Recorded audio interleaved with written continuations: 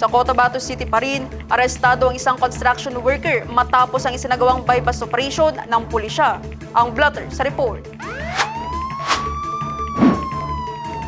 Kinilalang naresong sospek na si alias Box, 40 years old, hiwalay at residente ng Purok Balabaran, Barangay Rosary Heights 10, Cotabato City. Sa operasyon, matagumpay na nakabili ang police poster buyer ng 2 heat-sealed plastic sachet na naglalaman ng hininalang shabu na may timbang na humigit kumulang 0.2 grams at nagkakalaga ng 500 pesos.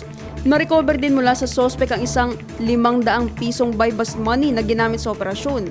Ang operasyon ay ikinasa alas 11:45 ng umaga, araw na Martes, February 24, na pinangunahan ng Station Drug Enforcement Team ng Police Station 3, Cotabato City Police Office sa koordinasyon ng CPDEU, CCPO, Public Safety Office, Police Station 2 at PIDEA BARM.